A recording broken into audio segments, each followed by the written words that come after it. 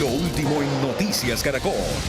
Buenas tardes y mucha atención. La Fiscalía levantó hace unos minutos las órdenes de captura contra peligrosos cabecillas de bandas delincuenciales en el Valle de Aburrá. Alfonso Cárcamo, ¿de quiénes se trata?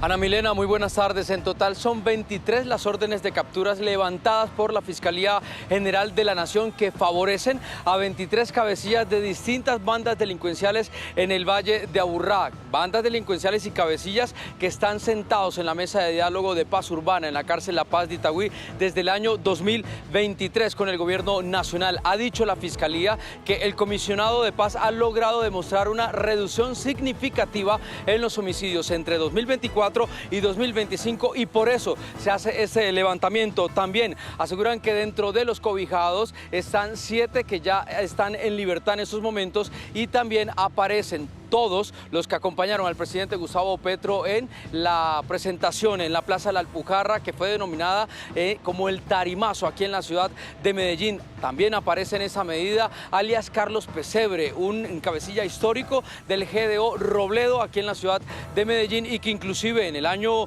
2026, a inicio de este año, había renunciado a la mesa de paz. Entre otros que aparecen en esa lista están alias El Tigre, alias El Indio, alias Grandepá, alias Vallejo, alias Douglas y alias Lindolfo. El gobernador de Antioquia ya se ha pronunciado sobre esta importante noticia y asegura que es un golpe a la región y que cuando salgan de la cárcel pues van a reorganizar sus estructuras para seguir haciéndole daño al territorio. Alfonso, noticias. En plena época electoral, la Fiscalía y el gobierno Petro levantan órdenes de captura y dejan en libertad a sus aliados del Tarimazo. Se trata de los peores narcos, criminales y asesinos que durante décadas han sembrado terror y muerte en los barrios de Medellín. Han reclutado jóvenes, desplazado familias y llevado a miles a las drogas y al sicariato. Con ellos en las calles habrá una reorganización de sus estructuras criminales. ¿A quién pretenden engañar? Por un lado, la fiscal Camargo viene diciendo recientemente que hay que levantar la orden de captura contra alias Calarcá, pero ahora les da vía libre a los peores pillos en Antioquia. Hay que decir que la Fiscalía anuncia que esta medida regirá por 6 meses en los municipios de Medellín, Río Negro y el resto de localidades del Valle de Aburrá. Y también aseguran que no será posible que esta medida se cobije si son descubiertos en flagrancia en algún hecho delictivo. Noticia en desarrollo que ampliaremos en minutos, Alfonso. Gracias. Otro hecho de última hora se produce de otro lado en el Banco de la República. El ministro de Hacienda se retiró de la junta directiva que él preside y que estaba sesionando para discutir una probable alza de las tasas de interés. Laura Rojas, ¿se conocen las razones de esa salida? ¿Qué tal? Muy buenas tardes. No se conocen las razones, por eso estamos en el Ministerio de Hacienda, porque el ministro citó a una rueda de prensa para conocer esos detalles. Usted acaba de decir, se espera pues una alza en las tasas de interés. Hasta el momento pues la Junta Directiva del Banco de la República ya acabó y se da en medio de tensiones que también han publicado algunos otros medios de comunicación como Bloomberg, que asegura que el presidente Gustavo Petro dice que nombrar a Olga Lucía Acosta para la Junta del Banco de la República ha sido un error porque se ha resistido a bajar las tasas de interés. Gracias, Laura, por la información. A continuación, los titulares de otros hechos de Colombia y el mundo de este martes 31 de marzo en Noticias Caracol. Desde el Centro de Noticias de Caracol Televisión en Bogotá, esto es Noticias Caracol, edición del mediodía.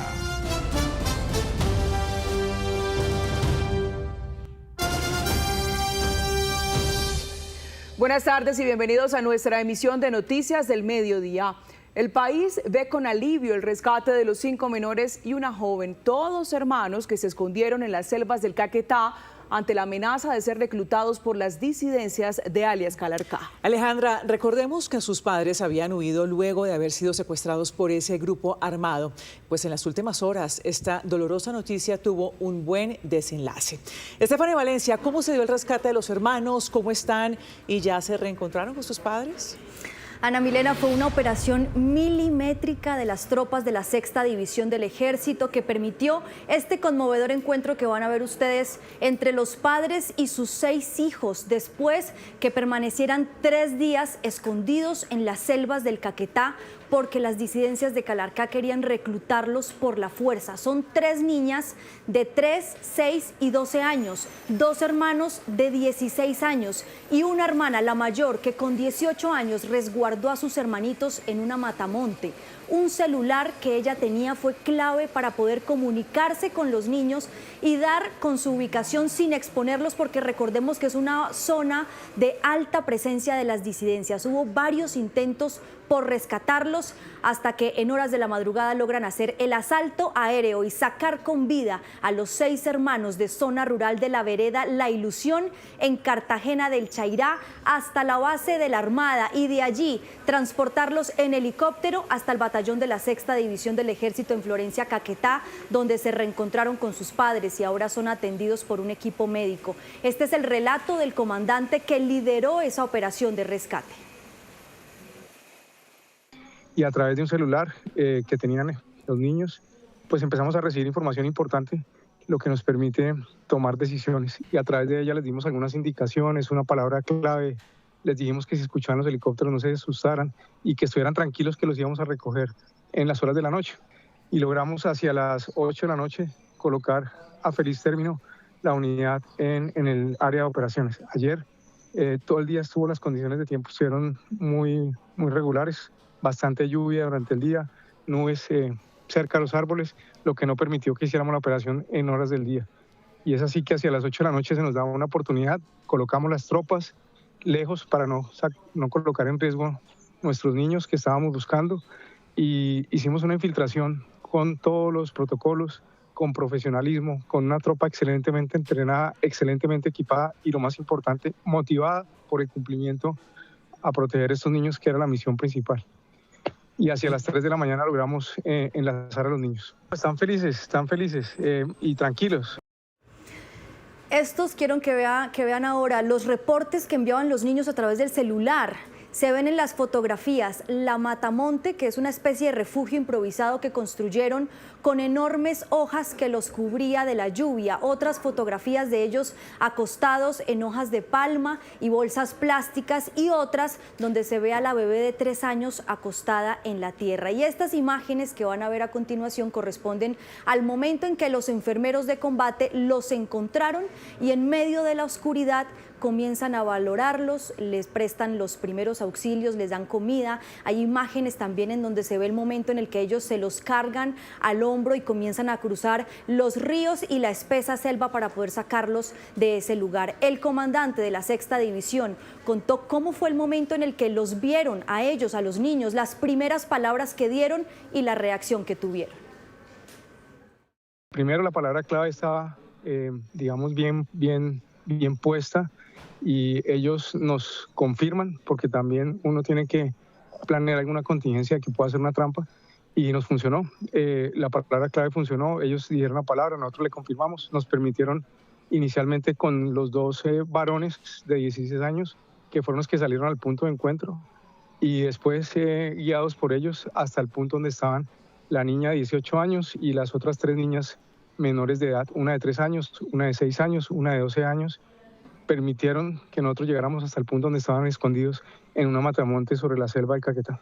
Se ven cansados, obviamente asustados, porque pues una niña de 3 años enfrentarse a una situación de recibir unos soldados de noche bajo la penumbra y poder estar con sus hermanitos. Unos líderes pequeños, nosotros tan pronto llegamos en las horas de la madrugada, los socorristas militares de nuestra patrulla especial los atendieron, les prestaron los primeros auxilios, les dimos hidratación, les dimos alimentación. No podemos mencionar el punto exacto en el que fueron rescatados por motivos de seguridad, pero todo esto ocurrió en una zona rural de la vereda La Ilusión. Esto queda en Cartagena del Chairá, muy cerca de ese lugar. Allí en zona selvática fue donde encontraron a los niños y posteriormente fueron trasladados vía helicoportada hasta la base de la Armada Nacional, que hay muy cerca de allí, y posteriormente enviados también vía helicóptero hasta el batallón de la 6ª División del Ejército en Florencia, Caquetá, que fue donde finalmente se dio ese reencuentro con sus padres. Recordemos que todos estos, este rescate es uno de los más emblemáticos que se ha dado en la historia reciente, digamos, de Colombia. No ocurría por lo menos en los últimos años desde que se dio ese rescate también de los niños Mucutú, y recordemos que también habían estado desaparecidos más de 40 días en la selva amazónica. Es muy importante también aquí señalar una cosa, y es que las fuerzas militares dicen que este desenlace hubiera podido ser otro porque el padre tenía dentro de sus planes entregarse a las disidencias de alias Calarcá a cambio de que liberaran a sus hijos, y muy probablemente hubiera podido morir en medio de ese intento de rescate. Claro, nos permite recordar el caso de los hermanitos Mucutú y Stephanie, gracias por su reporte, pero también hablar de esta preocupación latente, la niñez que sigue en riesgo. Un informe de la Defensoría del Pueblo reveló que el ELN y las disidencias de las FARC son los grupos armados ilegales que más reclutan niñas, niños y adolescentes para la guerra, con un registro, ojo a esto, de 339 casos en el 2025. Salima Feris, periodista de Blue Radio, nos cuenta cuántos casos nuevos van en este año. Entre enero y febrero de este año, la Defensoría del Pueblo ha identificado 15 casos de reclutamientos de niñas, niños y adolescentes en el país. Y es que según el registro, el 73% de las víctimas son niños y el 27% niñas. Si se compara con el año pasado, las cifras muestran que en 2025 se documentaron 339 casos de reclutamiento. En ese periodo, además, se evidenció una afectación en población vulnerables, especialmente en comunidades indígenas. En cuanto a los grupos armados ilegales con mayores cifras de reclutamiento, la Defensoría señala al ELN con el 40%, a disidencias de las FARC al mando de alias Calarcá con 26,5%, además de disidencias al mando de alias Iván Mordisco, las autodefensas conquistadoras de la Sierra Nevada, el Clan del Golfo y la Segunda Marquetalia. Antioquia y norte de Santander concentran los principales reportes en lo corrido de 2026, mientras que el balance de 2025, Cauca, Antioquia y Chocó registraron la mayor cantidad de casos. Ante este panorama, la Defensoría del Pueblo señala que esta realidad no puede continuar y que el Estado debe fortalecer los mecanismos de prevención y protección que garanticen los derechos de las niñas, niños y adolescentes. Este reporte se da previo a una reunión entre la fiscal general Luz Adriana Camargo y representantes de la Oficina del Alto Comisionado para la Paz, que se realizaría el lunes de la próxima semana para evaluar si se reactiva o no la orden de captura contra alias Calarcá.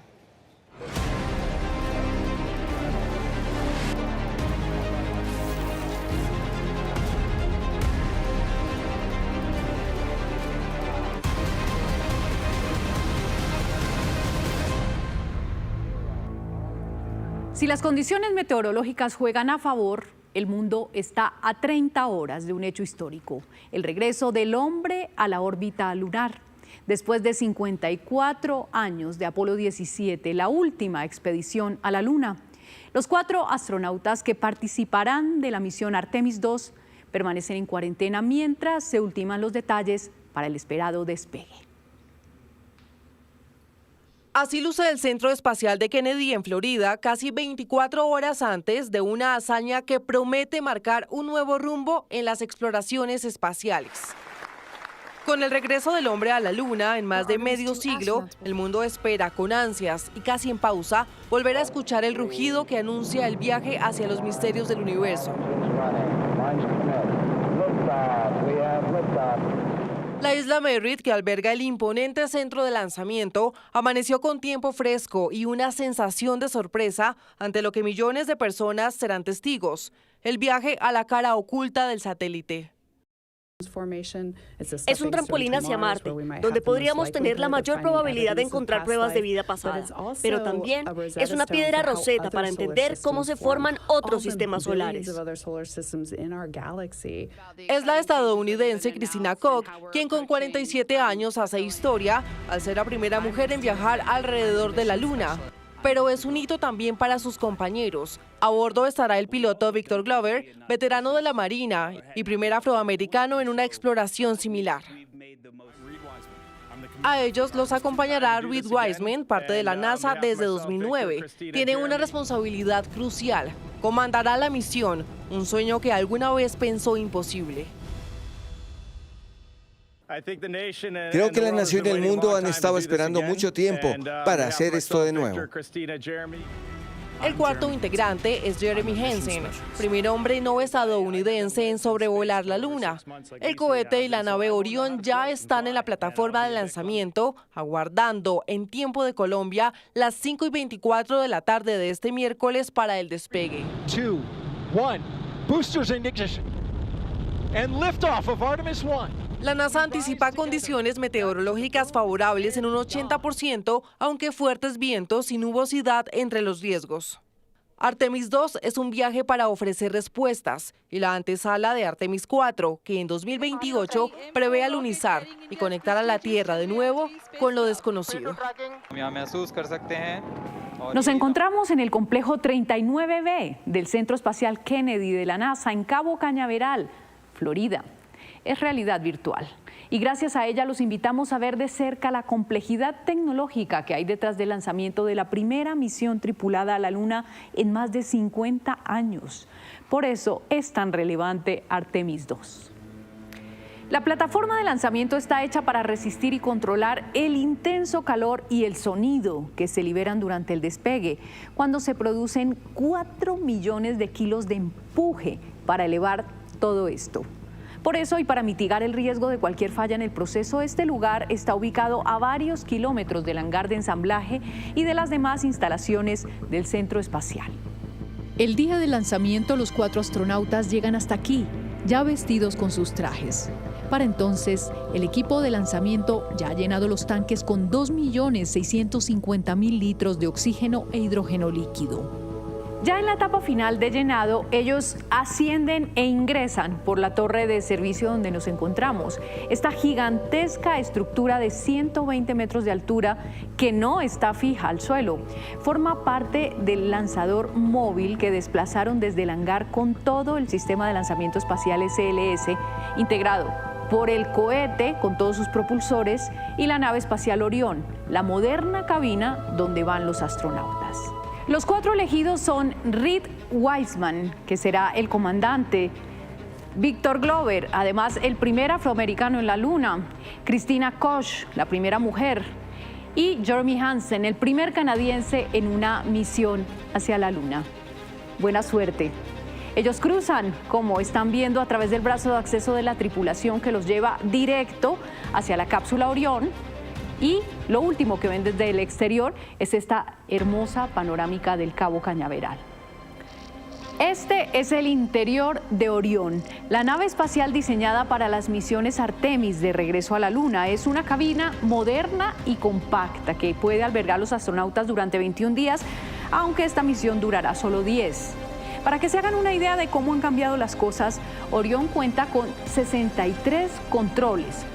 Los transbordadores espaciales tenían 1.200 controles digitales. En total, 4 asientos ajustables. El comandante está a la izquierda y el piloto a la derecha. Tienen un 30% más de espacio que el módulo Apolo de los anteriores viajes a la Luna. Todo el almacenamiento de provisiones bajo el suelo y un inodoro. Vista desde afuera, Orión es solo la cúpula de la parte blanca, que es la que realmente hace el viaje junto con el módulo de servicio europeo también en la parte blanca. Todo lo demás son propulsores para el ascenso. Cuando ya están a bordo y todos los sistemas están verificados, llega la hora. 12 segundos antes del despegue se inicia el encendido por quema de hidrógeno de los 4 motores RS-25 que impulsan hacia arriba todo el sistema. El reto es elevar casi 3 millones de kilos. El 75% del empuje lo producen los 2 propulsores sólidos, los de color blanco, que tienen una altura de 17 pisos y solo viajan 2 minutos. 3, 2, 1. Cuando la cuenta llega a 0, los cables de servicio se retraen. Es el momento del famoso lift-off y empieza el ascenso. Cuando uno está en este lugar, primero ve ascender el cohete y varios segundos después se escucha el sonido intenso del despegue. Se puede tardar entre 20 y 30 segundos en llegar a los puntos de observación donde está el público, a unos 8 kilómetros de distancia, pues el sonido viaja más despacio que la luz. Ahí viene el sonido. El sonido.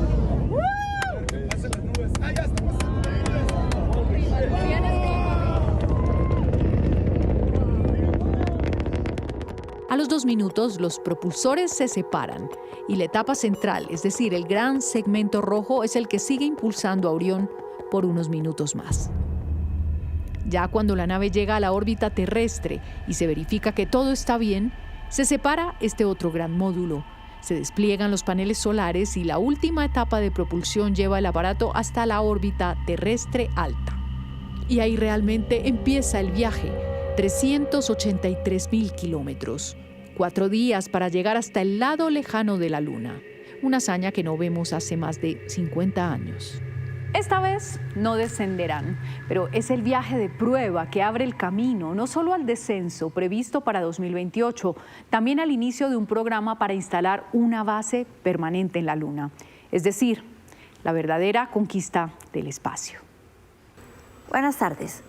El deseo del hombre de llegar a la Luna es un deseo tan antiguo como la historia de la humanidad. Y es que son muchos los cuentos, los relatos y las historias que se han tejido alrededor de ese deseo, alrededor de ese satélite que nos rodea.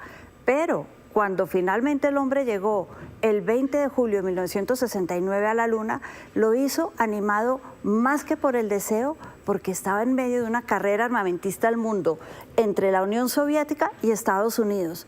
Y es que la tecnología que se necesitaba, los cohetes necesarios para mandar misiles de la Unión Soviética a Estados Unidos y de Estados Unidos a la Unión Soviética, eran los mismos cohetes, la misma tecnología que se necesitaba para llegar a la Luna.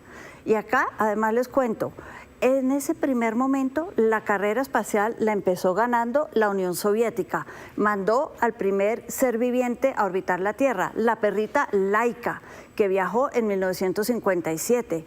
Luego, Yuri Gagarin en 1961 se convirtió en el primer hombre en darle la vuelta a la Tierra.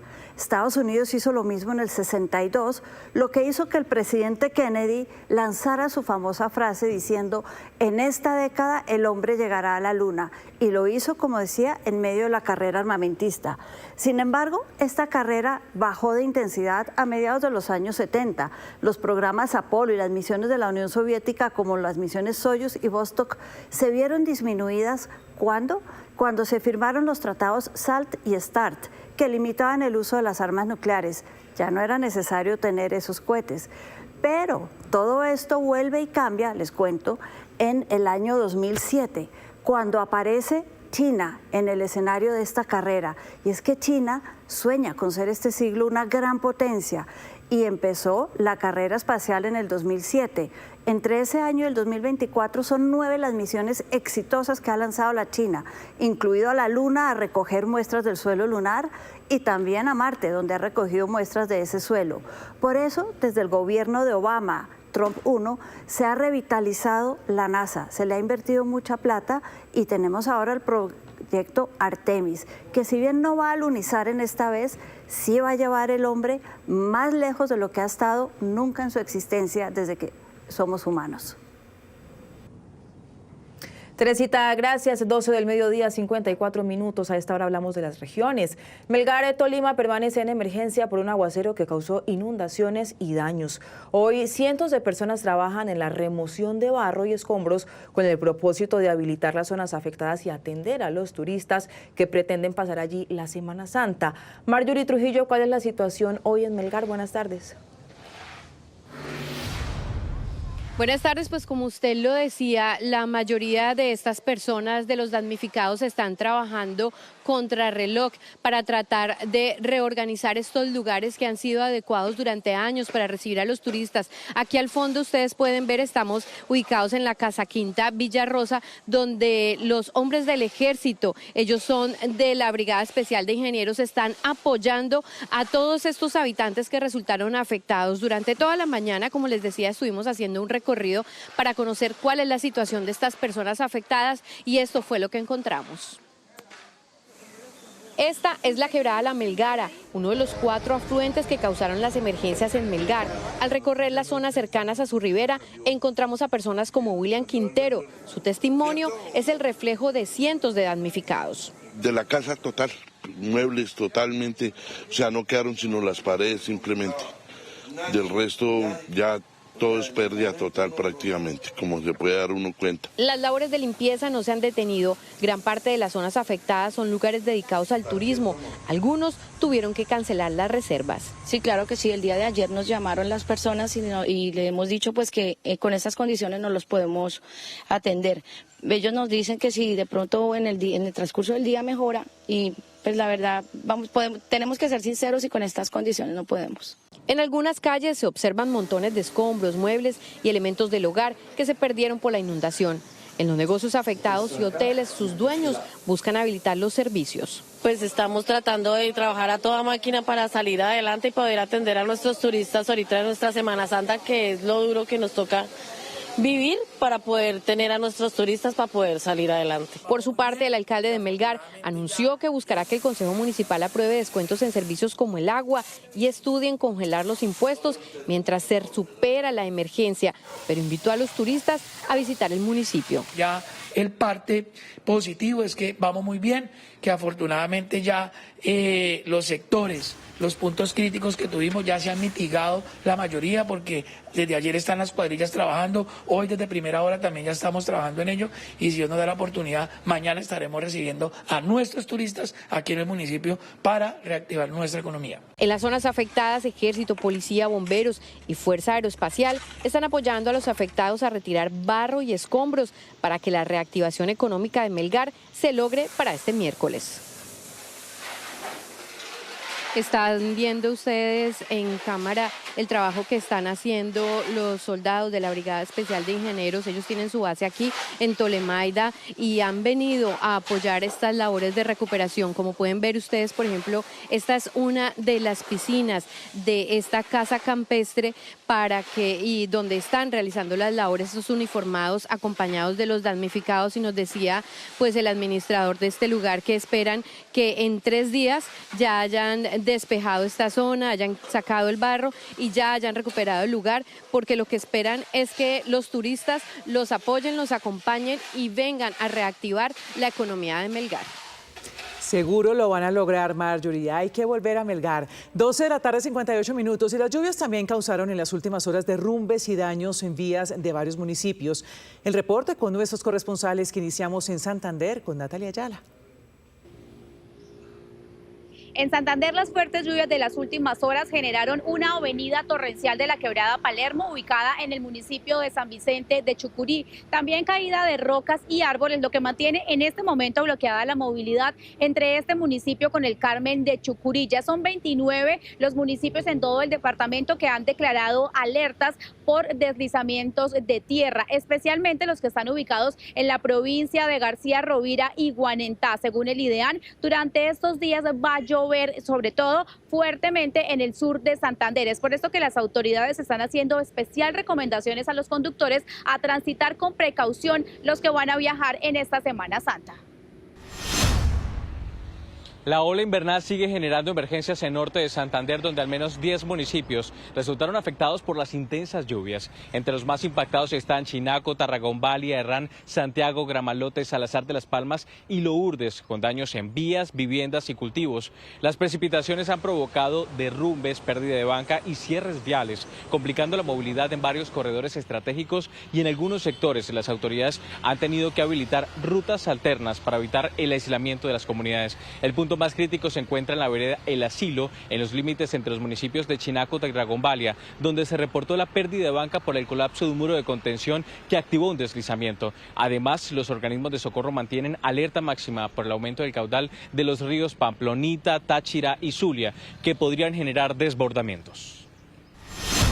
Hay alerta en el municipio de San Pelayo, Córdoba, por el colapso de un muro de contención en un jarillón en la margen derecha del río Sinú, en el sector conocido como la Boca del Mañe, en la vía que va del perímetro urbano de San Pelayo hasta el sector conocido como La Encañada. Se ha interrumpido el tráfico vehicular y de personas por el lugar por el riesgo que representa. Desde la Alcaldía Municipal de San Pelayo se ha pedido a la Gobernación de Córdoba y a la Unidad Nacional de Gestión de Riesgos que envíe maquinaria para evitar que se prolongue la afectación que hay en este costado de la vía, porque si aumenta el río Sinú se pueden presentar nuevas inundaciones. 1 de la tarde en punto. Buenas tardes, los saludo desde Girardota, norte del Valle de Aburrá, porque este municipio es uno de los 15 priorizados por la Gobernación de Antioquia dentro de esa estrategia denominada Rutas de la Fe y la Peregrinación. ¿Para qué? Pues para activar el turismo religioso durante esta Semana Mayor y también, por supuesto, el turismo de descanso y de reflexión.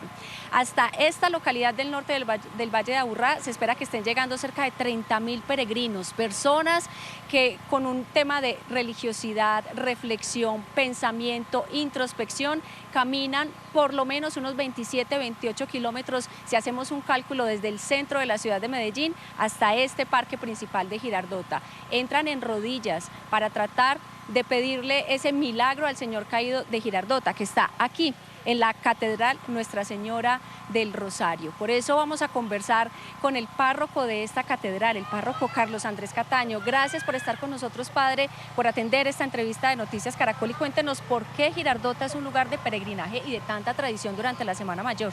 Hola Tatiana, un cordial saludo para ti, para toda la teleaudiencia. Girardota desde hace 258 años cuenta con la bendición de la imagen del Señor Caído. Una imagen que a lo largo de tantos años ha fortalecido la fe de las personas. Esto es un centro de fe y de confianza. Muchos vienen a pedir, a agradecer, a pedir los milagros y las bendiciones de Dios. Es la oración la que une a tantos peregrinos. Esperamos cerca de 30.000 personas que a lo largo de estos 3 días, miércoles, jueves y viernes, estarán visitando este santuario.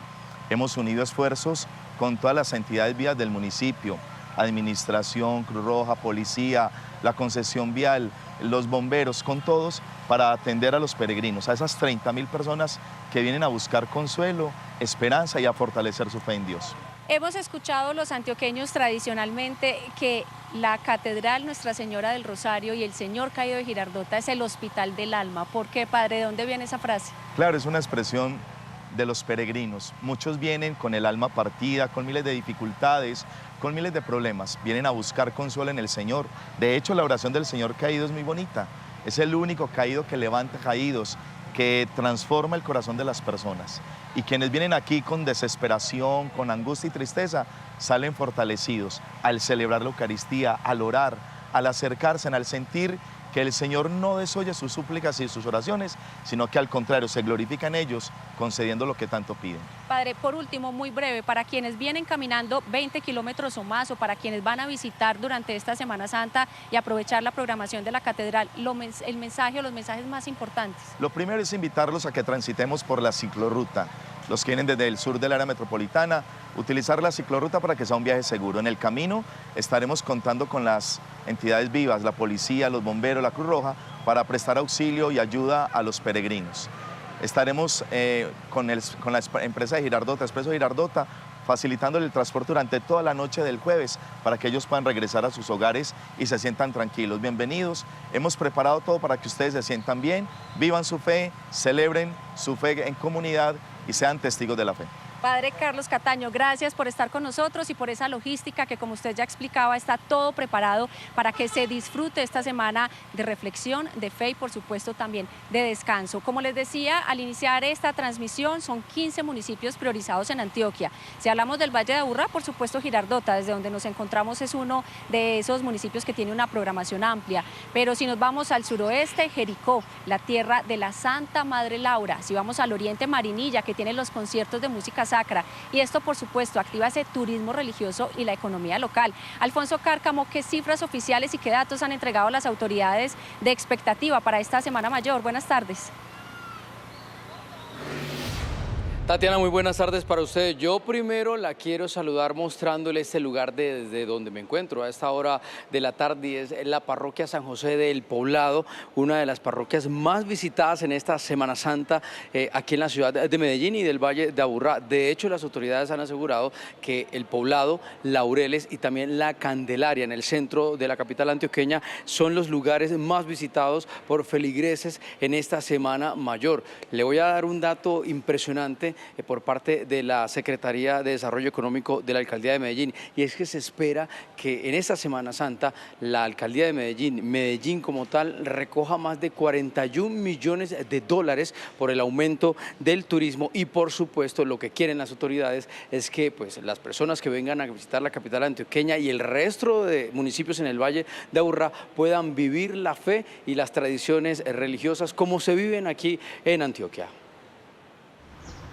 En esta Semana Santa, la fe se siente en cada rincón. En Santa Fe de Antioquia con la exposición El Gólgota y su muestra artesanal en la plaza principal. En San Pedro de los Milagros con la exposición fotográfica Redención. En Marinilla con un tradicional festival de música religiosa. En Jardín con conciertos de música sacra y en Arboletes con el Festival Cultural y Gastronómico Junto al Mar. Son destinos donde la devoción se mezcla con el arte y la tradición. Mucha ceremoniosidad y hay mucha devoción en la celebración. Desde la red departamental de destinos religiosos exaltamos lo que hacen en 22 municipios que sobresalen por el cuidado del arte religioso, lo patrimonial y las artes escénicas. Son 9 subregiones a recorrer, toda una red de destinos religiosos que favorece a través del patrimonio, de la cultura y de la fe un recorrido por nuestro departamento. Los invitamos a que a través de las redes sociales de Antioquia es Mágica, la estrategia Una Puebleadita por Antioquia, conozcan un poco de los destinos y las oportunidades que tenemos para todos.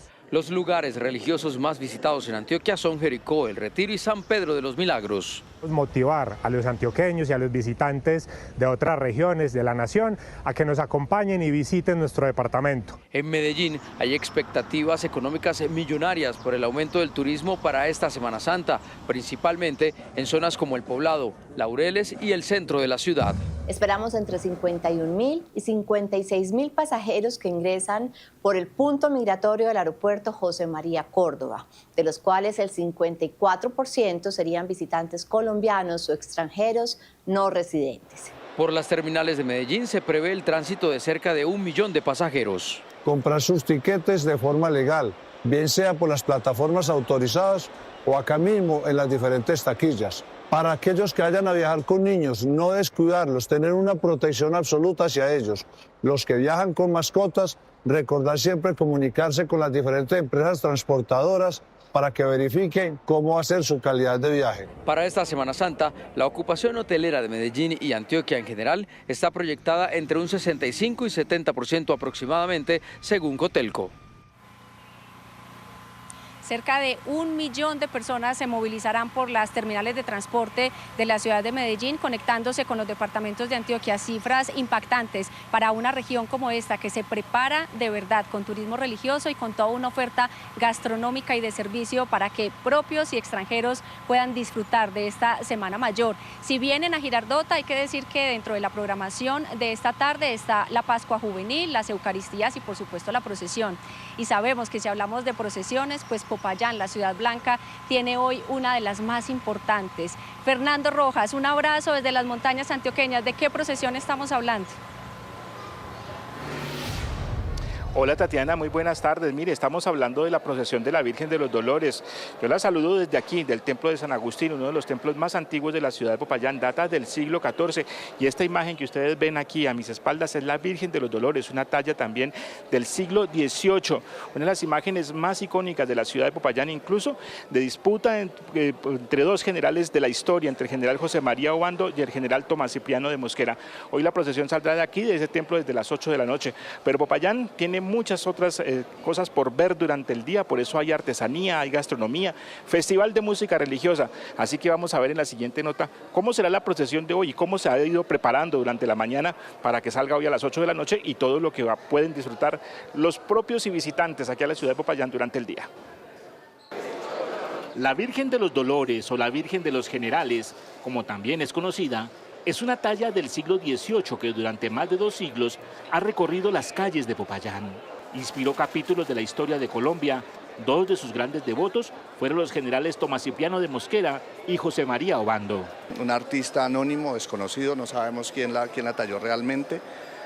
Hay poca historia sobre la forma en la que llegó al Templo de los Agustinos hace mucho tiempo, pero es un paso que reviste una importancia fuerte dentro de la ciudad, tiene una feligresía que la sigue mucho. Nosotros como cargueros en la noche del Martes Santo sentimos la presencia de muchas personas a nuestro alrededor orando. La procesión de hoy está conformada por 16 pasos, adornados con flores blancas que significan la pureza de Jesucristo. Hay otros pasos insignes de esta procesión, como el Señor del Perdón o el paso de la negación. Reconocieron a San Pedro como uno de los discípulos de Jesucristo y él lo negó 3 veces. Entonces eso había sido previsto por Jesucristo, quien le había dicho que el gallo cantaría después de 3 veces que él lo negaría. Expresa a nuestro Señor Jesucristo ofreciendo el sacrificio antes de la crucifixión por el perdón de la humanidad. Hoy en Popayán, las artesanías están en la ruta del artesano, artículos hechos a mano con el sello de los artesanos de Popayán. Hacer de que Popayán sea conocida como ciudad cultural, ciudad que todavía conserva sus tradiciones, ciudad que tiene muchas personas que trabajan, que hacen trabajos a mano. Las procesiones de Popayán siguen dejando huella imborrable entre quienes la conocen.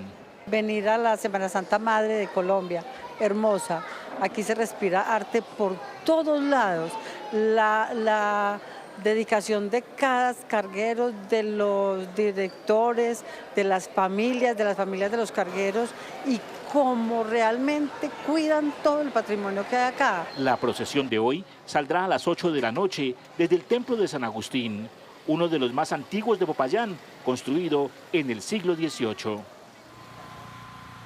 1:12 p.m, seguimos desde el Parque Principal de Girardota, norte del Valle de Aburrá, contándoles cómo está preparado el país para vivir esta Semana Santa. Pues Nariño también tiene grandes atractivos turísticos para esta Semana Mayor. En Nariño se esperan más de 200.000 visitantes que llegarán a regiones como Las Lajas, en el municipio de Ipiales, pero también a Pasto, donde se han ubicado más de 18 obras sobre el centro de la ciudad como una exposición al aire libre. Les contamos lo que hay para hacer en Nariño.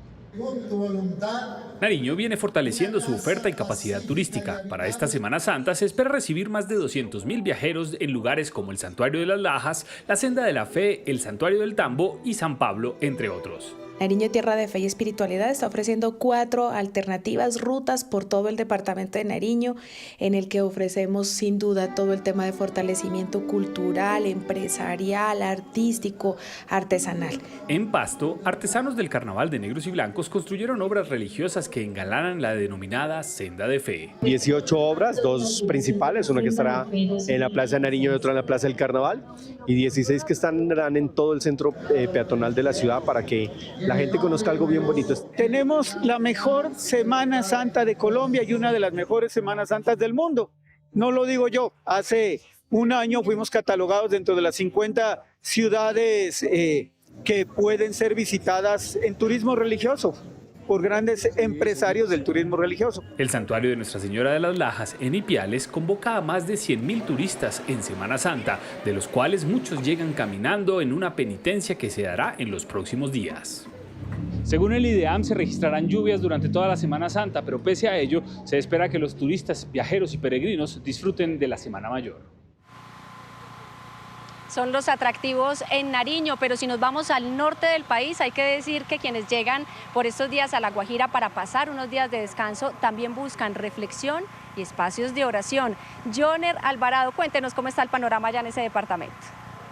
Y es que subimos haciendo un recorrido y hablando con los sacerdotes, dicen que han recibido turistas, por lo menos de departamentos como Antioquia, Cundinamarca y también del Cauca, que están buscando no solamente la aventura de conocer los diferentes sitios turísticos de La Guajira, sino también de entrar en esa conexión espiritual con Dios, y que estos están ofreciendo en los diferentes templos actividades también para atraer ese turismo religioso a La Guajira.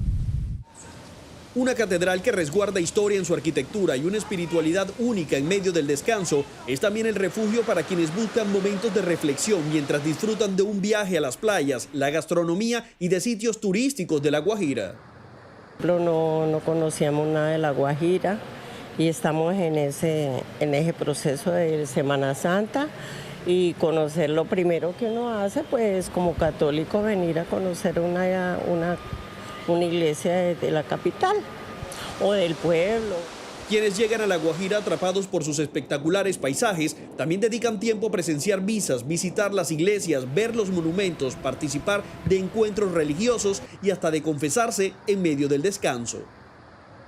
Bueno, la gente necesita algo de conexión espiritual y por eso vienen a este tipo de templos y creo que también es parte de nuestra comunidad colombiana de unirnos y estar juntos en estas épocas. Creo que es una excusa para compartir en familia también.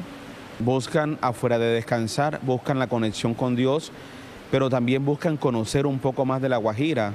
Preguntan, por ejemplo, si hay algún recorrido religioso donde ellos puedan asistir y también, lógicamente, que ya muchos de ellos traen sus planes turísticos ya diseñados, pero buscan fe, buscan también un momento de espiritualidad. Dicen los turistas que combinan sus paseos familiares y de amigos para pedir por Colombia, por su salud y por aquello que los angustia. Es importante en Semana Santa reflexionar un poco, sobre todo como se encuentra el mundo hoy en día, es importante que sea una semana al año tener algo de reflexión y enseñarle a los niños desde muy chiquitos que es importante la reflexión y es importante pues de vez en cuando hablar con Dios.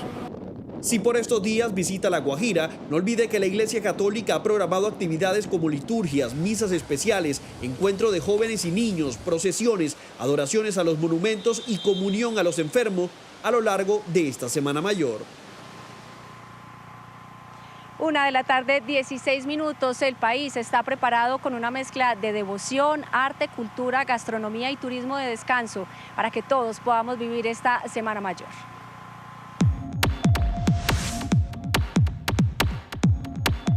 Para usted, ¿cuál es el destino de turismo religioso que todo colombiano debería conocer?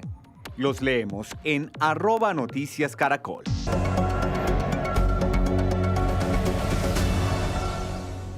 1:32 p.m. Vamos a arrancar el radar de la política hoy con el plazo que se vence justo hoy en el calendario electoral para el cambio de su puesto de votación para ir a las urnas el próximo 31 de marzo en la primera vuelta y la segunda vuelta si se confirma eventualmente. Recuerde que son diferentes puntos en centros comerciales, en las sedes de la registraduría a nivel nacional y que el horario varía según el establecimiento comercial donde esté ese cubículo. Nos dicen que muchos van a estar abiertos hasta las 8 de la noche, pero algunos pueden cerrar antes dependiendo del centro comercial. Esto es lo que se va a encontrar para que se haga una idea. Esa mesa y el funcionario de la registraduría. Aquí les tenemos toda la explicación. Hasta hoy los colombianos tienen plazo de cambiar su puesto de votación para las elecciones presidenciales del próximo 31 de mayo. El trámite es muy sencillo. Usted simplemente deberá acercarse a uno de estos puntos de registro ubicados en centros comerciales, pero también en alcaldías locales y presentar su documento de identificación. Con esto usted garantiza tener un puesto de votación cerca a su casa para las elecciones presidenciales este 31 de mayo y una eventual segunda vuelta. Lo solicité para cerca donde vivo en mi casa, el barrio El Verdún, en la zona más abajo en Gativá. ¿Y qué le dijeron? ¿Que esto aplica para ambas elecciones? ¿Para las primera y segunda vuelta? Para ambas, sí, que del 31 de mayo quedo ya activo para buscar en qué número de mesa me toca votar. Pero en torno a este tema también han surgido dudas y por eso hablamos con Jaime Hernando Suárez, registrador delegado para lo electoral, quien nos ayudó a solucionar preguntas de los ciudadanos. Si ya hice el cambio de puesto de votación para las elecciones de Congreso, ¿puedo volver a cambiar para estas elecciones? Es posible, efectivamente, se trasladó de ciudad a vivir o de barrio, para eso es que es este periodo, teniendo en cuenta que este periodo de inscripción de cédulas empezó hace un año, hace un año casi para Congreso de la República. ¿Habrá una segunda fecha para cambiar el puesto de votación solo para segunda vuelta? No, aquí ya se cierra y hoy es el último día, por eso algunas personas que dejaron para última hora para hacer este trámite, van a ver ustedes que hoy de pronto van a haber filas en algunos lugares o registradurías. Veníamos 10 meses haciendo este proceso, pero ya se cierra en este momento para las elecciones del 31 de mayo y en caso que haya elecciones de segunda vuelta el 21 de junio, no va a haber un plazo adicional, es este. ¿El proceso en Colombia se puede hacer online, como es el caso de los colombianos en el exterior? En el exterior se puede hacer a través de una aplicación móvil que tenemos del teléfono celular, pero solo en el exterior. La información está en la página de internet de la registraduría, un QR, y lo pueden hacer no presencial, sino a través del celular, solo en el exterior.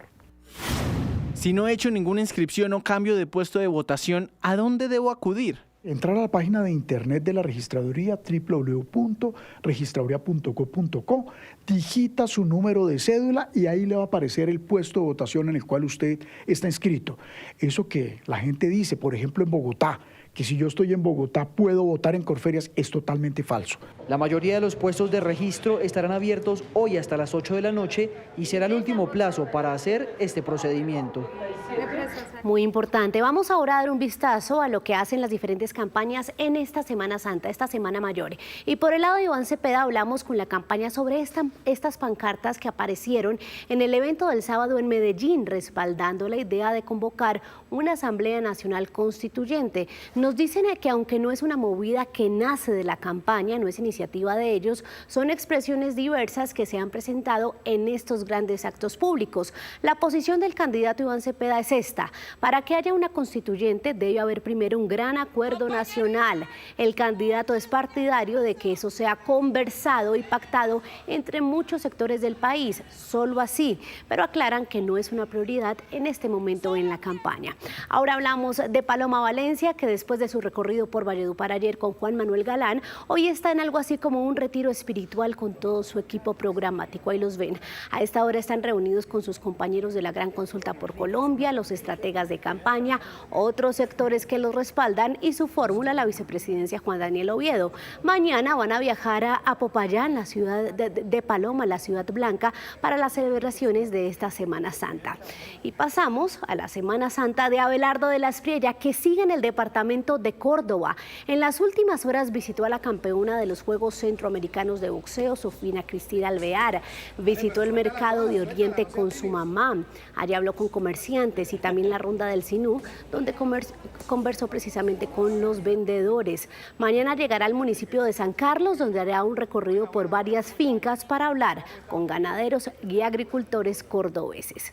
Sergio Fajardo, por su parte, tiene previsto hoy llegar a la Contraloría General de la República para entregar una carta firmada por él, su fórmula a la vicepresidencia y miembros de su campaña. Piden urgentemente al Contralor que revise el uso de los recursos públicos que ha hecho el gobierno nacional en el marco del estado de emergencia decretado por el presidente Gustavo Petro. Pero antes estuvo reunido Fajardo con su estratega de campaña, el español Antoni Gutiérrez, evaluando todas las movidas políticas y las alianzas que quieren hacer de cara a la primera vuelta. Y vamos a pasar a otra campaña, la de Claudia López, la exalcaldesa, que sigue sobre ruedas en su campaña a bordo de Filomena, su van y sede de campaña móvil. La candidata está recorriendo la ciudad con invitados especiales, ciudadanos que aportan ideas a su plan de gobierno para el beneficio del país. Estuvo en Lagos de Torca con uno de los técnicos de este proyecto de 135.000 viviendas y hoy recorre las calles con una profesora de la Universidad del Externado para hablar de educación y recoger sus opiniones. Y la candidata presidencial Sondra McCollins, por su parte, estuvo de lanzamiento de campaña. Fue un lanzamiento digital. Más de 10 horas de streaming en compañía de algunos influencers. La candidata y su fórmula vicepresidencial presentaron allí sus propuestas en materia de educación y de inteligencia artificial. Y vamos ahora a escuchar a Carlos Caicedo, el candidato que estuvo en nuestra primera emisión aquí en Noticias Caracol. En ese diálogo descartó por completo sumarse a la campaña de Iván Cepeda. Señaló que hay grandes desencuentros con el presidente Gustavo Petro, aunque antes fueron aliados, y lo señala de incumplir varias promesas de su campaña. Aquí está la conversación. ¿No cree usted que si usted aterriza en la campaña del pacto histórico se podría materializar con mayor certeza esa intención de ganar en primera vuelta, sumando su fuerza política, que es importante en el Magdalena? Bueno, recuerda que siempre estuvimos apoyando por años al gobierno del presidente Petro y a él como candidato, pero realmente tenemos grandes desencuentros frente a los resultados que este gobierno ha mostrado. Y precisamente hay una candidatura que encarna la continuidad de este gobierno. Y más allá de los discursos, lo que se necesitan son resultados en la superación de la desigualdad y la pobreza. Yo me quiero detener, candidato, en esos desencuentros que usted dice que tiene con este gobierno. Más allá de lo que usted nos habla un poco del tema de la pobreza, ¿qué es lo que a usted lo ha hecho prácticamente cerrar las puertas a esas otras orillas de la izquierda? Y entonces, ¿cuál es el progresismo que usted representa? Yo pienso que hay que ser coherente entre lo que se dice en campaña y lo que se va a cumplir en el gobierno. Por ejemplo, el presidente Petro en el departamento del Magdalena y en muchos otros departamentos del país prometió inversiones en infraestructura, inversiones para la superación de la desigualdad que nunca cumplió. De manera que esas diferencias estriban más que en las personas, en los modelos. Lo que nosotros tenemos es un modelo que se ha aprobado, aún con las dificultades que hemos enfrentado siempre cuando hemos gobernado y hemos sacado adelante lo que hemos prometido. Y cerramos el radar con el llamado a no olvidar esto. Quedan pocas horas para que corra a cambiar su puesto de votación para la primera vuelta, si así lo requiere, para no perder su cita con la democracia el próximo 31 de mayo. Hasta aquí el radar de la política. Feliz tarde. 1:52 p.m. Gracias por continuar con nosotros. Un fallo de la Corte Constitucional vuelve a poner sobre la mesa la discusión de las licencias de maternidad para parejas homoparentales en Colombia. Camila Olaya, ¿qué dijo el Alto Tribunal? Ana Milena, la Corte Constitucional fue clara y dice que en familias diversas como las homoparentales, el sistema tradicional de licencias puede desconocer precisamente y vulnerar los derechos de quien realmente ejerce ese cuidado. El Alto Tribunal concluyó en que no se puede otorgar una licencia de paternidad a una madre no gestante porque estaría desconociendo el cuidado que se hizo durante esa temporada, y la decisión se toma luego del caso de una pareja de mujeres a quienes llamaron como Paola y Andrea y quienes tuvieron a su hijo a través de reproducción asistida. Ambas insisten y asumen, por supuesto, de que, otorgaron o asumieron esa paternidad o esa crianza de su hijo desde el primer momento, luego de que Andrea, quien fue la madre gestante, tuviera complicaciones en ese posparto y Paola tuviera que asumir incluso la lactancia de su hijo. Hablamos con ellas, quienes nos pidieron proteger la identidad, y esto nos dijeron. Es un golpe bien fuerte, porque es que después de todo lo que había implicado hasta el momento, el estrés médico, que digan como, no, mire, su condición es de paternidad y el tiempo que usted tiene para cuidar a su compañera y a su hijo es de 2 semanas, pues estaba completamente lejos de nuestras necesidades. Si uno no tiene una red de apoyo, si uno no tiene, como otras instancias que no sean el del sistema, pues se hubiera complicado aún más mi salud y también la de bebé, que lo que estaba en riesgo ahí pues también eran nuestras vidas, ¿no? No era un momento, era un momento de recuperación y de llegar al mundo, no era un momento de estar ni justificando nuestra familia, ni justificando qué nos hace madres. Mientras tanto, quienes llevaron este caso a la Corte afirman que buscaban no solo el reconocimiento individual, sino también transformar todo el sistema de licencias en el país. Lo que nosotras llegamos a exigirle a la Corte es reconocer la diversidad de formas de reproducción, pero adicionalmente la diversidad de configuración de familias alrededor de las cuales se organizan las actividades de cuidado. Lo que pedimos a la Corte, y en eso la Corte lo atendió, es que se proteja el derecho fundamental al cuidado, tanto de las madres en este caso, como de quienes reciben ese cuidado.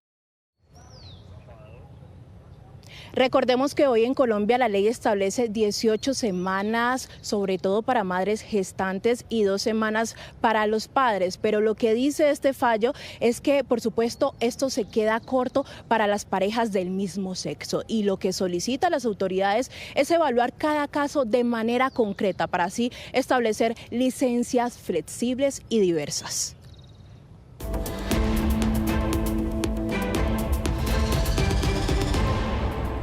Estos son los sucesos que hacen noticia en el mundo hoy. El presidente de Estados Unidos, Donald Trump, advirtió a los países que dependen del petróleo que sale por el estrecho de Hormuz que ellos son los responsables de su reapertura y normalización. Por su parte, el Pentágono sostuvo que los próximos días serán decisivos para definir el rumbo de la guerra con Irán. Este video, publicado por el presidente Trump en sus redes sociales, muestra una explosión masiva en una instalación militar en Isfahán, Irán, blanco de una nueva arremetida de Estados Unidos e Israel, que aunque han dado golpes contra el arsenal iraní, aún no han podido garantizar la navegabilidad en el estrecho de Hormuz, problema que parece haber colmado la paciencia del presidente Trump. A todos esos países que no pueden conseguir combustible para aviones por culpa del estrecho de Hormuz, les tengo una sugerencia. Primero, compren a Estados Unidos. Tenemos de sobra. Y segundo, ármense de valor. Vayan al estrecho y tómenlo. Tendrán que empezar a aprender a luchar por sí mismos. Estados Unidos ya no estará allí para ayudarlo. Trump ya ha tenido roces con aliados en Europa como España, que no le permite utilizar su espacio aéreo a aeronaves militares. Francia e Italia, que negó que aviones estadounidenses utilizaran una base en Sicilia por no haber hecho la solicitud a tiempo. Estados Unidos tan solo recibe entre el 5 y el 10% del petróleo que transita por el estrecho de Hormuz. El 80% llega a Asia. Y en el mismo sentido de advertir a aliados que ellos deben hacerse cargo del estrecho, se pronunció el secretario de Defensa, para quien ha habido avances gracias a la presión militar. Apenas un mes. Solo un mes hemos establecido las condiciones. Los próximos días serán decisivos. Irán lo sabe y prácticamente no hay nada que puedan hacer militarmente al respecto. Sí, seguirán lanzando algunos misiles, pero los derribaremos. En Estados Unidos se sienten los coletazos de la guerra. Ya el precio de la gasolina promedia los $4 el galón, por primera vez desde el 2022. Por su parte, Irán está amenazando a compañías estadounidenses como Apple y Google, advirtiendo que sus oficinas en Medio Oriente son blancos legítimos de ataque. Juan Camilo, gracias. Y la guerra en Gaza sigue dejando imágenes dolorosas de una realidad que golpea especialmente a la infancia. Una escena de pequeños simulando un funeral como un juego le da la vuelta al mundo. Se trata de un conflicto que se apagó para el resto del planeta, pero no para los palestinos. Una escena espontánea de una cruda realidad. En un campamento en Gaza, estos pequeños simularon con un muñeco un funeral. Lo acostaron en una camilla improvisada y lo cargaron entre todos. Para ellos es un juego en el que imitan los rituales que ven a diario. La transformación de la infancia que crece en medio de la guerra donde viven escenas como estas. Pese al alto el fuego, hace 5 meses, los ataques israelíes sobre territorio palestino no paran. Una frágil tregua que sigue dejando familias incompletas y una dolorosa realidad. La guerra sigue en su punto álgido. Estamos viviendo días más duros que los de una guerra real. Ataques constantes y fuego intenso y continuo de drones de reconocimiento y helicópteros. Más de 700 palestinos han muerto en ataques israelíes en la franja de Gaza desde que entró en vigor el alto al fuego en octubre de 2025. Los bombardeos son alrededor de la línea amarilla que se fijó en el acuerdo y ataques en represalia por presuntas violaciones de la tregua. Mientras, en un parte más alentador, a casa regresaron niños gazatíes con sus acompañantes. Fueron evacuados a Egipto para ser tratados médicamente. Me marché con mis hijas gemelas prematuras cuando estuvieron internadas durante 10 días en el hospital Al-Shifa. Se coordinó con la Cruz Roja y fueron trasladadas al hospital Al-Arish en Egipto. Entre tanto, decenas de familiares de presos, representantes de facciones palestinas y activistas protestaron contra el proyecto de ley aprobado por legisladores israelíes que permitiría la ejecución de palestinos condenados por cargos de terrorismo relacionados con ataques mortales. Por lo menos 70 personas murieron en ataques coordinados de una pandilla contra una localidad del centro de Haití este domingo. Un funcionario de las Naciones Unidas reveló hoy la cifra de víctimas más fiable hasta la fecha sobre este hecho de atrocidad extrema, donde más de 50 casas fueron quemadas y unas 6.000 personas fueron desplazadas. Un informe publicado la semana pasada por el Alto Comisionado de la ONU señala que la violencia de las pandillas y la violencia dirigida contra ellas causaron más de 5.500 muertes entre enero de 2025 y enero de este año. A las 2 de la tarde, 11 minutos, continuamos con más en Noticias Caracol y les tenemos a esta hora el reporte del estado de las vías principales del país a propósito de estos días de alta movilidad por Semana Santa. Luisa Fernández, adelante. Alejandra, buenas tardes. Mire, lo que reportan desde la Policía de Tránsito Nacional es que en total en las vías del país se registran 26 cierres en 10 departamentos. 22 cierres son parciales y 4 son totales. Los departamentos con mayor número de cierres son Antioquia, que tiene 7 cierres, y por mencionarle algunos, les puedo decir que hay cierres en las vías de Antioquia, en el municipio de Santa Fe, que conecta, por ejemplo, con Medellín, y en la vía Dabeiba también Santa Fe. En el departamento de Norte de Santander, de Santander más bien, hay 5 cierres parciales, entre esos los que conectan a la vía de Puente Nacional hacia San Gil y de San Gil hacia Bucaramanga. También en Boyacá hay 5 cierres parciales que se registran entre la vía Sogamoso hacia Agua Azul. En el departamento del Huila hay 3 cierres parciales y en el departamento de Córdoba hay 2 cierres. Hay que hablar de cierres totales, por ejemplo, en el que se podría registrar por afectación de lluvias en la vía hacia Gilardó o hacia Melgar, pero ya ha sido removido los escombros o lo que dejó el derrumbe,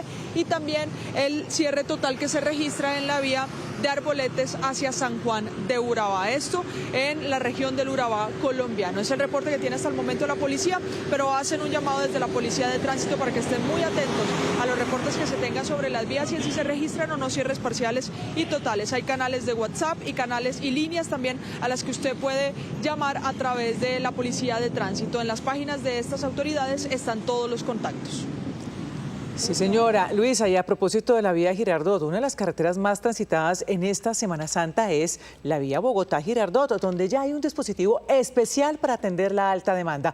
Juan Andrés Beltrán, ¿cómo está el tráfico en este momento en esa importante vía?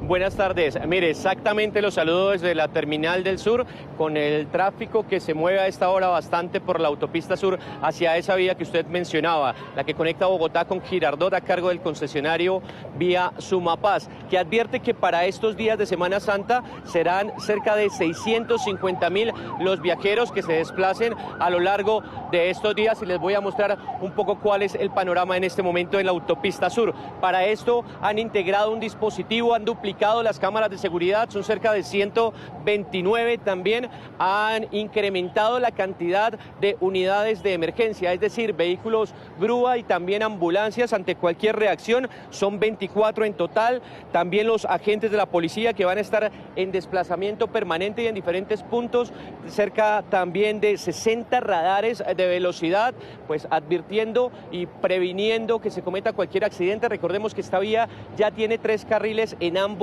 sentidos, por lo que el llamado es a que los conductores sean precavidos y no excedan los límites de velocidad. También hay un dispositivo especial para la salida por este punto de Bogotá. Lo que hemos informado y lo que hemos logrado articular es que se van a garantizar por lo menos 3 carriles, tanto en éxodo como retorno, y los van a activar en ese sector de acuerdo a la necesidad. Entonces, en éxodo serán 2 carriles saliendo de Bogotá y en retorno también. Y en el retorno, después de la Semana Santa, va a estar activo el carril exclusivo de Transmilenio para mejorar la entrada a Bogotá. Ya voy a entrar. Tengan en cuenta que cada vez que pagan un peaje tienen derecho a algunos servicios, y el número para esas emergencias aparece detrás del tiquete del peaje. También estar muy atentos en @VíaSumapaz, en la cuenta de X. Allá hay información en tiempo real de desvíos, de alternativas, de tráfico sobre esta vía durante todos los días de Semana Santa. Y muy importante, el próximo domingo habrá pico y placa regional por todos los corredores de acceso a la capital del país. Juan Andrés, en el sur de Bogotá, gracias. Y otra de las vías de gran afluencia por estos días es la Panamericana, que conecta 3 de los 4 departamentos del sur occidente del país. John Alex Henao, buenas tardes. ¿Cuál es el panorama a esta hora? Estefania, audiencia, saludo especial. De acuerdo a lo que han dicho las autoridades de tránsito y transporte, la movilidad sobre la vía Panamericana a esta hora es normal, no hay restricciones. Estamos ubicados en la entrada sur de la ciudad de Cali y hay que tener en cuenta algo, y es que este corredor vial conecta a 3 departamentos del suroccidente, como usted lo decía, empezando en Nariño, allá en la frontera con Rumichaca, también pasando por Cauca, por la ciudad de Popayán, llegando hasta aquí, hasta Cali, al departamento del Valle. Los viajeros van a encontrarse con la presencia de la fuerza pública permanente, miembros del Gaula, como lo observaban, de la policía, del ejército, y también dispositivos de las secretarías de movilidad, que serán los encargados de garantizar la seguridad y la movilidad correcta de todos los viajeros. Importantísimo, tenga en cuenta la revisión de aspectos técnicos de su vehículo antes de salir. No mezcle alcohol con gasolina, no exceda los límites de velocidad y haga pausas activadas, porque las autoridades estarán disponiendo de varios de estos espacios para que ustedes puedan continuar sus viajes con total normalidad. Reiteramos entonces, total normalidad en la movilidad de la vía Panamericana. Normalidad y despejada. John Alex, gracias. Otro de los puntos del país que tendrá bastante tránsito durante la Semana Mayor y que lo tiene recurrentemente es la vía El Llano. Ese de Rico, ¿cuántos vehículos se calcula que circulen por este corredor vial? Las autoridades estiman que por las vías del departamento del Meta transiten más de 600.000 vehículos, de los cuales el 70% de estos vehículos transitarán por esta, la vía Bogotá-Villavicencio. Coviandina ha informado que en algunos tramos de la vía hay reducción de carril por trabajos de mantenimiento, y el día domingo, al cierre de la Semana Santa, la Policía de Tránsito realizará el reversible desde las 3 de la tarde hasta las 10 de la noche, en donde se permitirá paso a doble carril a los vehículos únicamente en el sentido Villavicencio-Bogotá. Las autoridades tienen dispuesto un amplio dispositivo de seguridad conformado por más de 12.000 hombres de la Policía, Ejército, Armada y Fuerza Aeroespacial, que le brindarán seguridad tanto a los visitantes como a los metenses. En todos los municipios del departamento hay actividades litúrgicas para que las familias puedan disfrutar de la Semana Santa, y también están habilitados todos los escenarios turísticos del departamento del Meta. Snyder, gracias. La Ruta del Sol es otra de las vías altamente transitadas tradicionalmente durante este puente festivo. Miles de viajeros buscan pasar la Semana Santa cerca al Mar Caribe. Diego Velosa desde Aguachica nos cuenta más. Diego. Pues se espera que por las carreteras del departamento del Cesar circulen por esta época más de 100.000 vehículos. Específicamente por la Ruta del Sol Sector 2, donde nos encontramos, que ahora es conocida como la autopista del Río Grande. Para garantizar la seguridad de esos viajeros se han dispuesto de cerca de 2.000 hombres combinados entre ejército y policía. Todo transcurre normal por esta carretera. Simplemente las autoridades viales nos han hecho una recomendación y se la entregamos a los viajeros. Es tener precaución entre los municipios de Pelaya y Curumaní, ya que se están desarrollando trabajos de construcción de la doble calzada. Octavio, ¿cómo está la carretera? ¿Cómo la ven? Excelente, claro. ¿Todo bien? ¿No ha habido ningún problema? Ningún problema, todo está excelente. Decía usted que ojalá la seguridad fuera siempre así. Claro, toda la vida. Aquí en Aguachica y en todo el sur del departamento del Cesar ya está todo dispuesto en los temas turísticos, hoteleros y también de restaurantes para recibir a estos viajeros. Pues vamos ahora a Copacabana para conocer cómo están las vías en Antioquia y la movilidad. Mariana Rodríguez, usted nos cuenta cómo está esa salida de viajeros a esta hora y, por supuesto, el estado de las vías.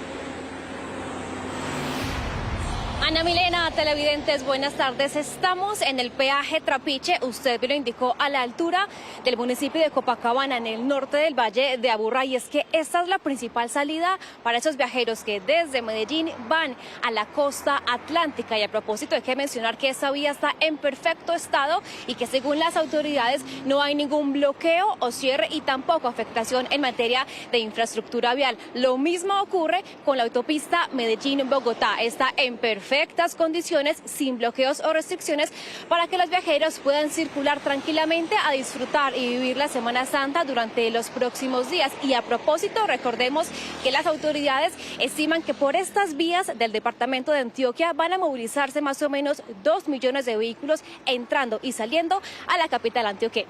Por seguir con nosotros, son las 2 de la tarde, 29 minutos, y a esta hora retomamos la noticia con la que abrimos esta emisión de noticias y tiene que ver con el levantamiento de las órdenes de captura contra cabecillas de peligrosas bandas delincuenciales en el Valle de Aburrá. Alfonso Cárcamo, ¿a quiénes cobija esta medida de libertad?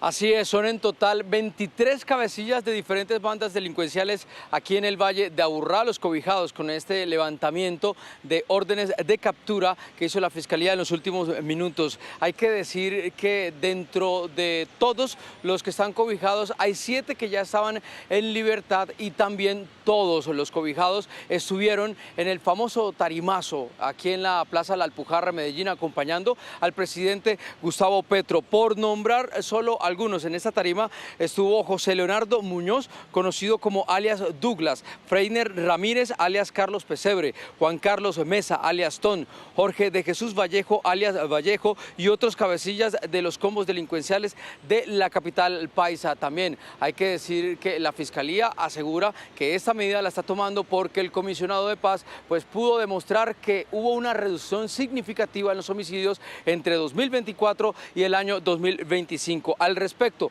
ya se ha pronunciado el alcalde de Medellín, Federico Gutiérrez, quien aseguró lo siguiente en su cuenta de X. Primero fue el tarimazo y luego esto. Una vez más, Petro y su gobierno, aliados de los peores criminales, le cumple a sus verdaderos amigos. Le solicita a la Fiscalía levantar órdenes de captura en contra de 23 cabecillas de las estructuras criminales de Medellín. Hay que recordar que la Fiscalía asegura que esta medida cobija por 6 meses a los municipios del Valle de Aburrá, incluido Medellín, y también del oriente antioqueño como el municipio de Río Negro. A las 2 de la tarde, 53 minutos, regresamos con la noticia sobre el retiro del ministro de Hacienda de la Junta Directiva del Banco de la República, luego de que el emisor anunciara un incremento en las tasas de interés de 100 puntos. En la sede del banco emisor está Luisa Polo. ¿Qué dicen allí sobre la posición del ministro de no volver a las reuniones con la Junta? Luisa. Stephanie, primero el gerente del Banco de la República inició su intervención diciendo que el ministro de Hacienda se le había anticipado a lo que tradicionalmente se da a conocer en esta rueda de prensa, esos 100 puntos, ese aumento en esas tasas de referencia de interés, quedando en 11,25%. ¿Esto qué representa o significa para los colombianos? Que esa es la tasa de referencia que usan los bancos cuando usted va a pedir un crédito de libre inversión o un crédito hipotecario, entre otros productos financieros. ¿Qué dijo además el gerente del Banco de la República? Que esta es una decisión que se toma teniendo en cuenta el comportamiento de la inflación, y negó rotundamente las acusaciones del ministro de Hacienda de que la Junta tiene intereses particulares o beneficie mejor intereses particulares. Dijo que por el contrario, lo que busca la Junta Directiva con esta decisión es beneficiar a todos los colombianos. Y frente a la decisión del ministro de Hacienda de retirarse de la Junta Directiva, dijo el gerente que espera que reconsidere esta decisión y participe en las próximas juntas directivas. Escuchemos lo que dijo. Mi entendido, pero eso es mejor que lo explique los abogados, es que las normas legales son muy claras en decir que es una obligación del ministro de Hacienda atender las sesiones de la Junta Directiva y debe haber una sesión al mes por lo menos, y en el caso que por razones de fuerza mayor no pueda atender, es una facultad del señor presidente de la República nombrar un ministro ad hoc para ese propósito. Finalmente también se refirió a la propuesta del ministro de Hacienda de una reforma constitucional para cambiar esas reglas del juego, como se toman esas decisiones de política monetaria. Dijo el gerente que el ministro tiene derecho a proponer esto, pero no sería conveniente para el país, porque en la mayoría de países es el emisor central y las juntas directivas quienes toman estas decisiones tan importantes para la economía del país. En noticias de salud, Chile está advirtiendo sobre una práctica que se ha vuelto común incluso en nuestro país, darles a los niños melatonina para que duerman, pero hay que tener mucho cuidado. ¿Por qué? La doctora Fernanda nos explica. Buenas tardes. Yo les hago una pregunta a los papás, a las nanas, a los cuidadores. ¿Ustedes darían hormonas a los niños sin indicación médica? No, ¿cierto? Pues les cuento que la melatonina es una hormona. Entonces estas gomitas, por más amigables que parezcan, no son naturales ni inocuas. Miren, hay estudios en Estados Unidos donde también existe esta preocupación, que han encontrado en algunas marcas hasta 478% más de melatonina de lo que dice en la etiqueta. Hay análisis que han mostrado que algunas contenían incluso otros medicamentos no declarados. No olvidemos que los niños están en desarrollo y las consecuencias de estas prácticas pueden tener efectos en el corto, mediano y largo plazo. Si quieren que duerman mejor, empecemos por limitar, por ejemplo, el uso de las pantallas en lugar de darles medicamentos. Autoridades sanitarias chilenas advirtieron de un importante incremento de los casos de intoxicación por consumo de melatonina en niños, niñas y adolescentes. La alerta en Chile habla específicamente que los niños están usando las gomas 1 para sueño, cuando debería ser una rutina adecuada de sueño, y pues esto ligado a personas que sepan de inducción del sueño en niños. 2, intoxicación, casos de fiebre e inclusive han habido pacientes con convulsiones por el uso excesivo o la intoxicación masiva pues con estas gomitas. Por el buen sabor el niño va a buscarlas. Y es que ahí está la trampa, su aspecto y sabor son muy atractivos para los niños. Las gomitas parecen inofensivas, pero no lo son. No sabemos la dosis exacta que tienen las gomas. Puedes estar dando una dosis, la indicada, o una megadosis, porque no vamos a tener claridad. Al no ser un producto que está registrado como medicamento, no vamos a saber realmente la cantidad de producto que está dentro de esa gomita. Que si bien se puede ver muy atrayente para el niño, porque es un oso, porque tiene un color atractivo, porque tiene un sabor que es muy placentero, realmente no sabemos qué lleva por dentro, y esto ya lo hemos vivido con otras sustancias, y la idea es que no pasemos en este momento a una nueva situación donde esta sea el nuevo caso de intoxicaciones recurrentes en los hospitales.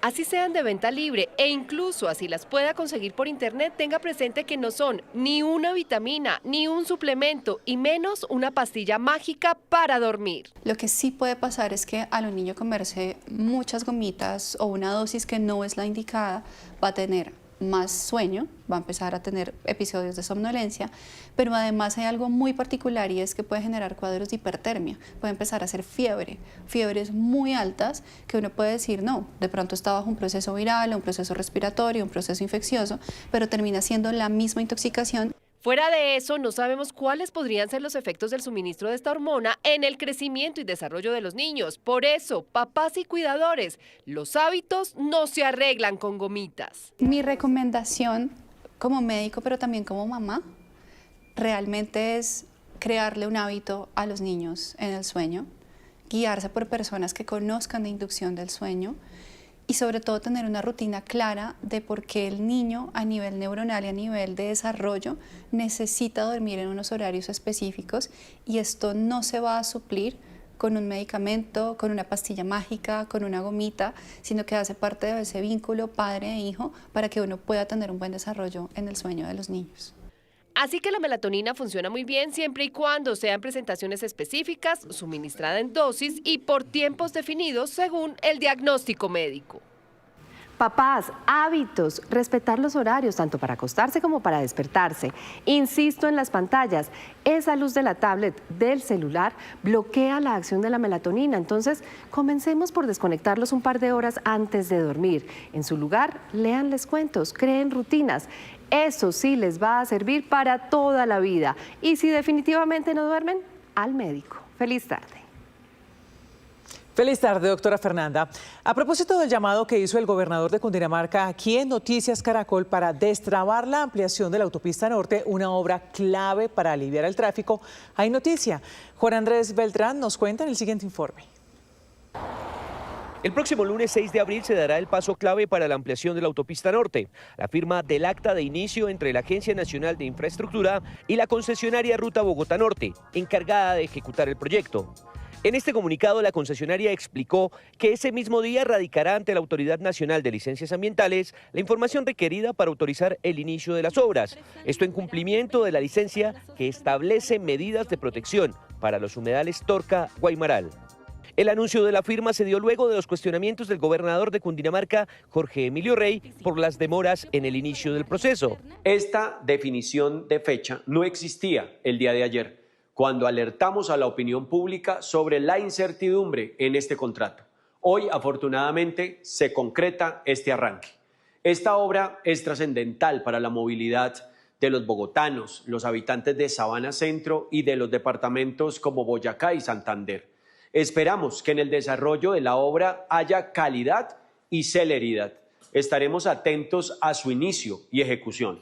Con una inversión aproximada de 1.8 billones de pesos, la megaobra tendrá un plazo de ejecución de 5 años y ampliará la autopista norte de 6 a 12 carriles entre las calles 191 y 245. El proyecto también contempla un carril exclusivo para transporte masivo y la elevación de varios tramos a más de 4 metros, con el fin de proteger la fauna y reducir el riesgo de inundaciones.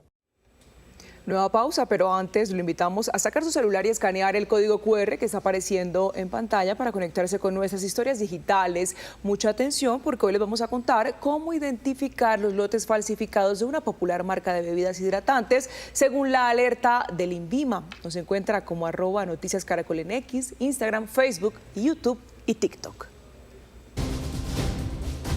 Y mucha atención que 2 semanas después de reportar que había investigaciones al presidente Gustavo Petro, el diario The New York Times hoy hizo énfasis en que no existen cargos contra el mandatario colombiano en Estados Unidos. El Times destacó que altos funcionarios estadounidenses le han informado de manera privada al gobierno colombiano que Petro no enfrenta cargos por las 2 investigaciones mencionadas en Nueva York y que, de acuerdo a lo reportado en su momento, estaban relacionadas con la financiación de la campaña Petro Presidente y beneficios a narcotraficantes supuestamente ofrecidos por representantes del hoy presidente.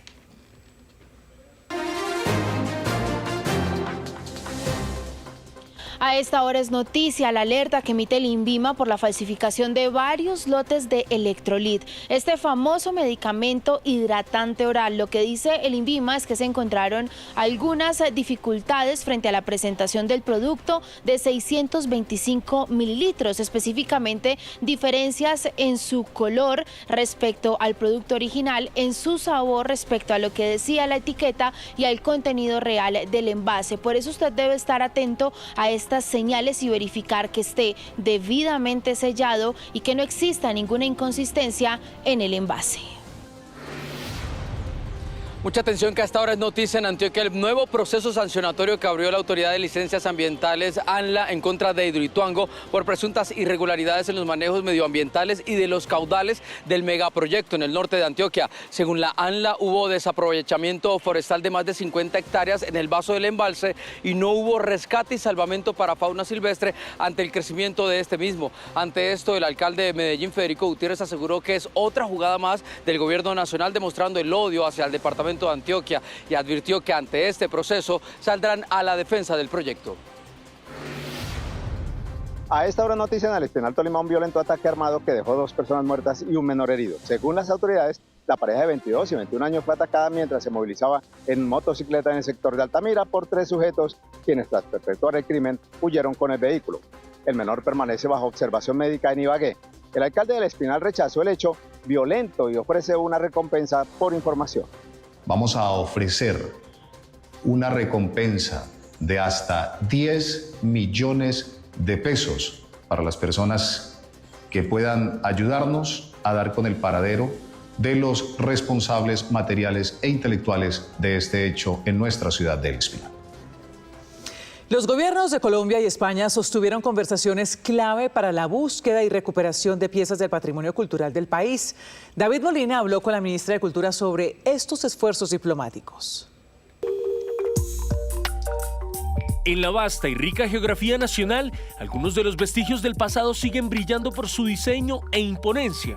El colosal complejo arquitectónico de Ciudad Perdida en la costa norte, los impresionantes monolitos de San Agustín en el sur del Huila o las tumbas subterráneas decoradas de tierra adentro en el Cauca son algunos de esos ejemplares que han resistido el paso del tiempo y la mayoría de ellos profanados y saqueados por cazadores de tesoros. En los últimos años, en una gestión interinstitucional por recuperar parte de esa historia arrebatada, el país ha repatriado centenares de esos bienes culturales hurtados. En estos 3 años de gobierno nosotros hemos repatriado 930 piezas arqueológicas. Ha sido una cifra histórica de repatriación.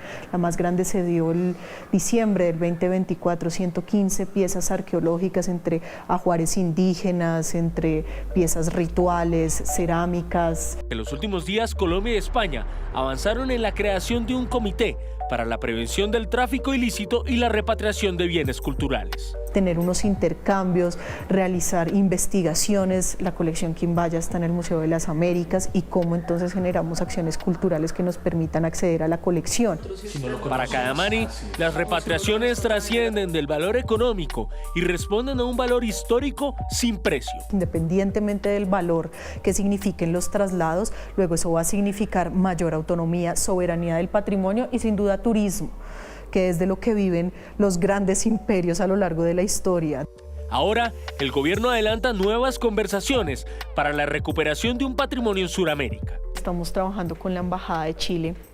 Se encontraron unas piezas de la comunidad de Tumaco y vamos a ver cuándo va a suceder la repatriación de Chile a Colombia. Estas repatriaciones no solo representan el retorno de piezas que hacen parte de la cosmovisión de nuestros ancestros, sino que es también la recuperación de un pedazo del gran rompecabezas que hace este país único e irrepetible. Síganos en YouTube, en Noticias Caracol en vivo, en nuestra app, en el sitio web, en nuestro canal de YouTube y en TikTok. Nosotros le damos las noticias, usted escoge la pantalla. Y llegó el momento para ver qué tendremos esta tarde en Noticias Caracol en vivo, nuestra señal digital. Ahí está Luisa Fernández, listísima para la jornada de hoy. Luisa, adelante. Además, Alejandra, que es una jornada muy económica, que a mí realmente me gusta. Entonces, para hoy vamos a hablar específicamente de la decisión que acaba de tomar del Banco de la República de subir por segunda vez consecutiva las tasas de interés, esta vez 100 puntos básicos de aumento, lo que deja las tasas de interés de Colombia en 11.25%, una cifra que no se registraba más o menos desde julio de 2024. Pero esto también generó un hecho casi que inédito y fue la salida anticipada de la reunión del ministro de Hacienda, Germán Ávila, que posterior y de manera paralela realizó una reunión marcando un gran desacuerdo con el Banco de la República. Le vamos a explicar qué significa este aumento para la economía colombiana, para su bolsillo y, claro, los desacuerdos que se generan entre Gobierno Nacional y Banco de la República. Por último, la noticia internacional que concentra la atención del mundo. En un día casi que exacto se realizará el lanzamiento de Artemis II. Noticias Caracol está llegando al punto de donde se hará este histórico lanzamiento, esto es en Cabo Cañaveral. Esto y mucho más en segundos en Noticias Caracol en vivo.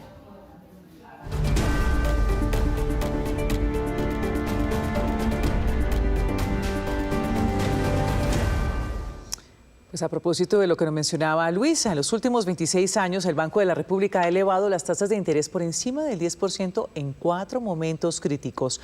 Delena Garzón de Negocios Ditu nos presenta las cifras. ¿Qué tal? Muy buenas tardes. El siglo arrancó en el 2000 con tasas del 12% para rescatar la economía tras la crisis registrada en el año 1999. Luego, en julio del 2008, volvieron al 10% como un freno preventivo ante esa crisis financiera global. Sin embargo, ese techo histórico se alcanzó en mayo de 2023 con un 13,25%, siendo una respuesta necesaria a la inflación desbordada de la pospandemia. Tras un 2025 estable, el panorama cambió en febrero de este 2026. Al subir las tasas al 10,25%. Esto producto del incremento del salario mínimo superior al 23%. Esta tendencia se reafirmó en la jornada del día de hoy con un nuevo incremento de 100 puntos básicos, situando los tipos de interés en 11,25%. Este es un escenario que genera contrastes. Aunque encarece los créditos y restringe el consumo para controlar los precios, también abre oportunidades para los ahorradores, quienes tendrán una mayor rentabilidad en productos como el CDT y también también las cuentas de ahorro y un peso mucho más fuerte que alivia el bolsillo de importadores, de viajeros y de quienes tienen deudas en dólares. Por su parte, la tasa de usura para el mes de abril se ubicará en 26,76% efectivo anual. Y acá es muy importante tener en cuenta que este es un indicador que afecta de inmediato el bolsillo de todos los usuarios, principalmente a través de los intereses que pagan en las tarjetas de crédito, por lo que resulta fundamental ante este escenario de tasas altas que sea un muy buen administrador de sus finanzas. Estas y otras noticias en minutos acá en Negocios DITU, los esperamos. Daliana, gracias. 3:29, terminamos. Esas fueron las noticias. Nos vemos a las 7 de la noche con una nueva edición informativa. Pero si quiere seguir los hechos del día, puede conectarse en nuestras plataformas digitales de Noticias Caracol. Sí, señora, en el canal Caracol ya viene Tormenta de Pasiones. Esto es Noticias Caracol. Primero la gente. Feliz tarde para todos.